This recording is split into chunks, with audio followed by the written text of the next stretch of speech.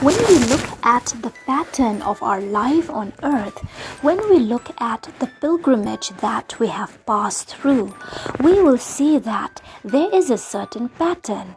We have good times, we have bad times, then we meet with problems and difficulties, then we overcome them, then we have times of respite where we can just rest and recover, then we have problems again. This is the pattern. There's good times and bad times, and there are times of suffering and times in which we can just rest and enjoy our lives. Looking at this pattern will make us realize that there is a balance in all this. It will make us realize that God is in control. It will not make us desperate when we come across bad times. And it will not make us overconfident when we go through good times. When we look back at the pattern of our lives on earth, we will also see that there have been victories, there have been sufferings, there have been terrible problems, there have been great difficulties, but God has been with us and has given the victory. This will give us confidence to go through the days that we still have to go ahead. We'll continue with Giant Despair, the story. Now night being come again, and the giant and his wife being in bed, she asked him concerning the prisoners, and if they had taken his counsel or advice. To which he replied, They are sturdy rogues. They choose rather to bear with all hardships than to make away with themselves. Then she said, Take them into the castle yard or the castle compound tomorrow, and show them the bones and skulls of those that thou hast already dispatched, and make them believe, ere a week comes to an end. That means before the week ends, thou wilt tear them in pieces, as thou hast done their fellows before them.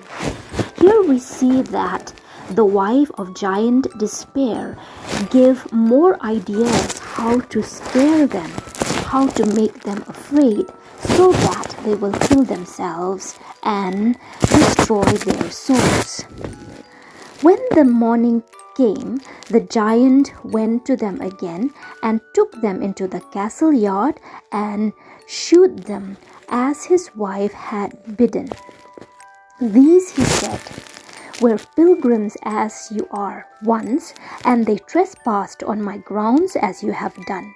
And when I thought fit, I tore them in pieces, and so within 10 days I will do you.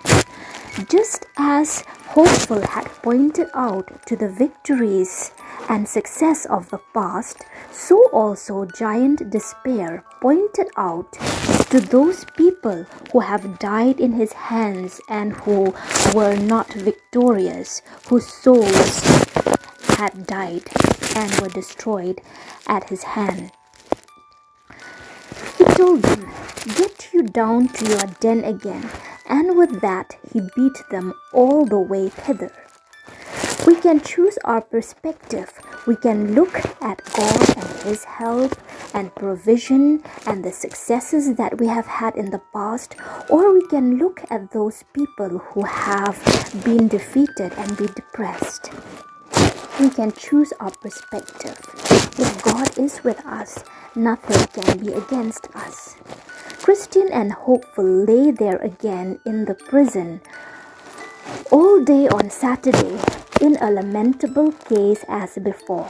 Now when night was come, and when Mrs. Diffidence and her husband the giant were got to bed, they began to renew or to continue their discourse or their talk about their prisoners. And withal, the old giant wondered that he could neither by his blows nor counsel bring them to an end,